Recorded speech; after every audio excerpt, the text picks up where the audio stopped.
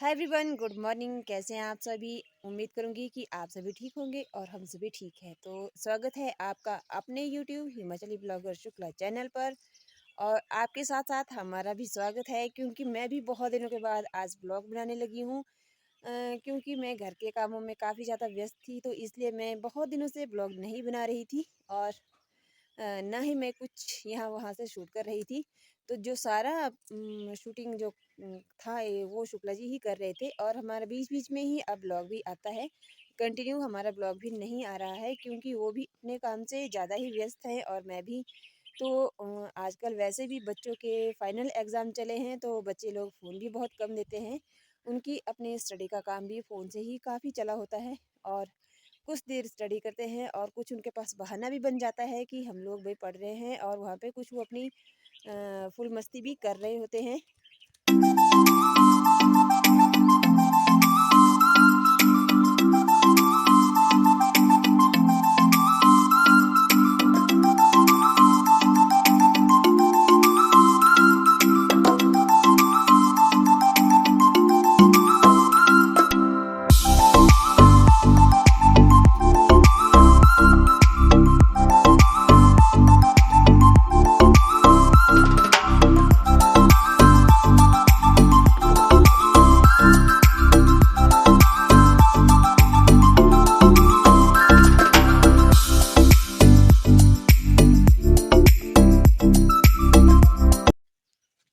और यहाँ पे मैं आई थी अभी सुबह सुबह काउशेड के पास। देखिए यहाँ पे डुगली के बाल भी खड़े हो गए हैं। इसका नाम डुगली रखा है हमने।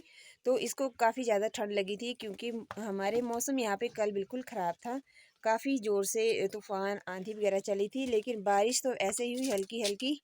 और जो मैंने पानी यहाँ पे डुगली के लिए रखा था वो उसने गिरा दिया। तो फिर दोबारा से उसको पीने के लिए पानी हम तसले में ऐसे ही छोड़ देंगे।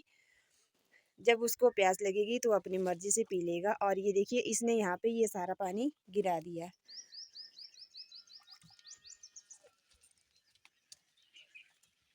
मम्मी कहाँ दी तू ना जो हाँ, क्या क्या लाना 2-3 पोले लिया पर न थे। और यहाँ पर मैंने सिया के लिए भी पानी की बाल्टियाँ भर के रख दी है।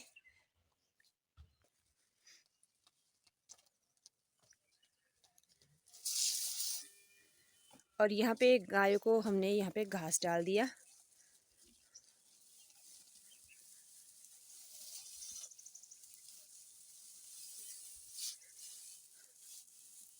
और रात को काफ़ी ज़्यादा तूफ़ान आंधी चली। हमने यही सोचा कि शायद पता नहीं कितनी यहाँ पे बारिश हो जाएगी, तो मैंने यहाँ पे सारे उपले इकट्ठे कर लिए और इनका एक ऐसा गोहरा जैसा बना लिया। तो ये ही थे इस साल मेरे पास सर्दियों के बनाए हुए उपले। और मैं साथ साथ में भी वहाँ से जलाती रही, क्योंकि मेरे पास जलाने के लिए भी नहीं बचे थे। तो ये वाले मैंने रात को इकट्ठे कर लिया और ऐसे इनको सेट करके यहाँ पे इनके साथ ही एडजस्ट कर लिया, ताकि ये मतलब भीगे ना। तो बारिश हुई नहीं और ये ना भीगे और ना ही सूखे, बस ऐसे ही अध गिले जैसे मैंने इनको इकट्ठा कर लिया। और सुबह सुबह हमारी मतलब जो प्रकृति है उसका व्यू बहुत सुंदर होता है। मतलब हमारे गांव के आसपास का व्यू बहुत ही सुंदर होता है। पक्षियों का चहचहाना,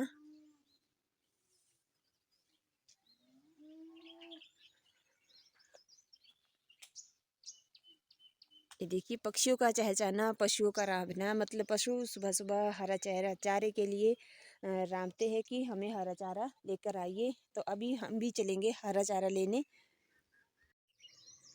और मैं अभी हरा चारा लेने के लिए भी जा रही हूँ। और आपको एक मतलब गाना भी सुना दूँगी। हमारा मतलब लोकल पहाड़ी गाना है। शायद आपको पसंद आएगा। जो पसंद आएगा तो प्लीज़ लाइक करिएगा और मुझे कमेंट ज़रूर करिएगा। कमेंट में मुझे बताना कि आपको ये कैसा लगा।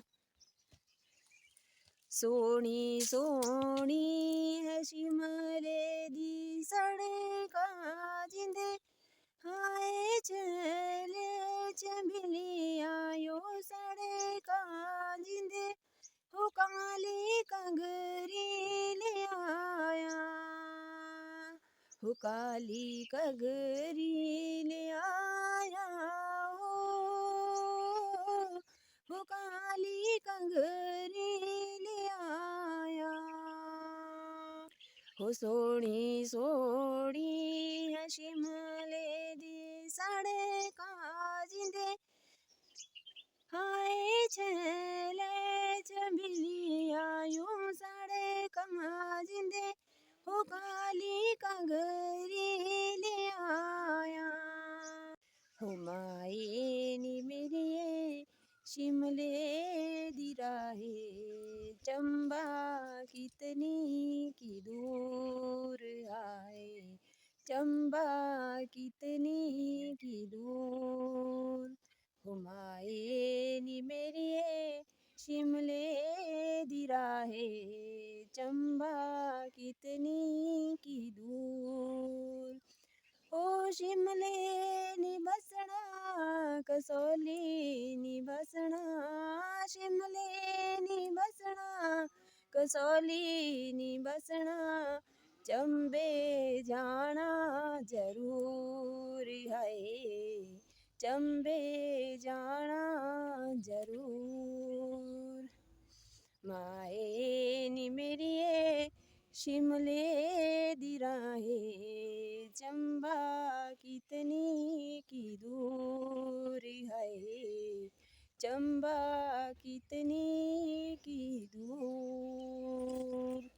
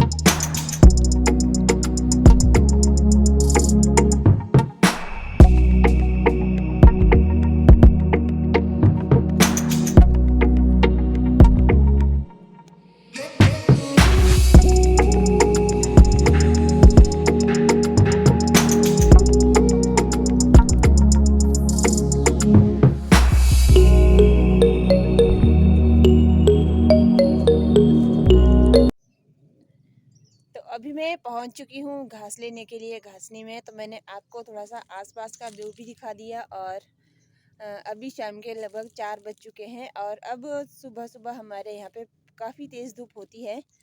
जिस साइड को हमारी घासनी है वहाँ पे हम सुबह सुबह घास के लिए नहीं आ सकते। तो अभी शाम के टाइम ही मैं वहाँ पे घास लेने के लिए आई हूँ क्योंकि सुबह सुबह बहुत तेज़ धूप लग जाती है जल्दी ही।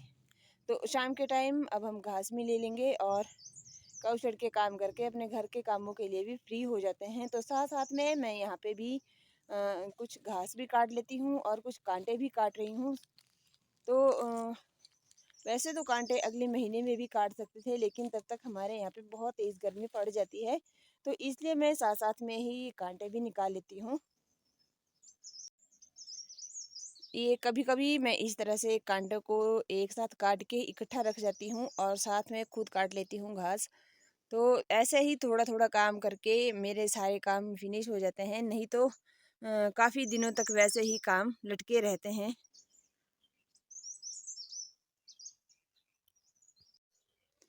और ये जो फूल दिख रहा है ये आपको, ये है बनस्खा। ये एक बहुत ज़्यादा अच्छी आयुर्वेदिक औषधि है जो कि औषधि के रूप में इसको हम खाते हैं और ऐसे भी ये दवाइयों के रूप में काफ़ी ज़्यादा मिलता है। ये देखिए ऐसा जैसा इसका डंठल होता है इतनी बारीक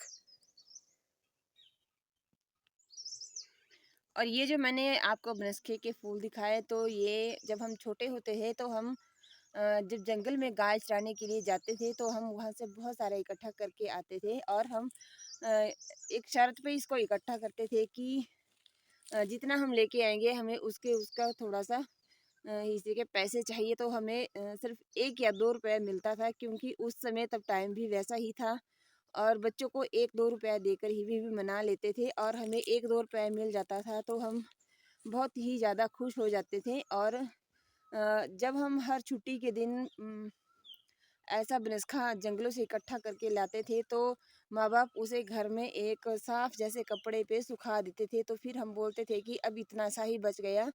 तो ये मतलब अगर हम इसको कच्चा खाएँगे तो भी ये अच्छा होता है, या फिर हम इसको सुखा के भी हम इसको काढ़े में भी डाल सकते हैं तो भी अच्छा होता है। और ये देखिए, मैंने कुछ कांटे यहाँ पे खेतों में भी काट के रख लिए थे। बहुत ज़्यादा कांटे थे हमारे इन खेतों के आसपास, जिससे कि घास काटना बहुत मुश्किल हो जाता है। और ये हमने छोटे-मोटे सारे कांटे एक ही जगह पे इकट्ठे कर लिए और यहाँ पे इनको जला लिया।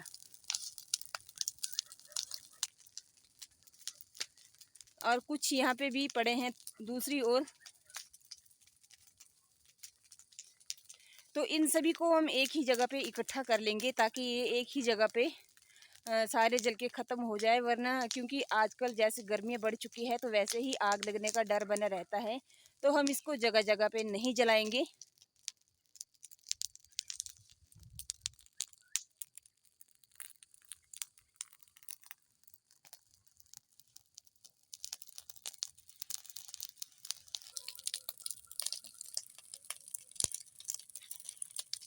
अब हमने यहाँ पे सारे कांटे भी जला लिए और ये देखिए कुछ थोड़ी सी आग हमारे ऊपर की तरफ भी चढ़ने लगी है, तो हमने उसको भी नीचे की तरफ खींच लिया है।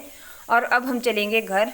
तो यहीं पे हम वीडियो का एंड भी कर देंगे। तो प्लीज़ हमारी वीडियो को लाइक करिएगा, शेयर करिएगा, कमेंट करिएगा। Okay, bye bye.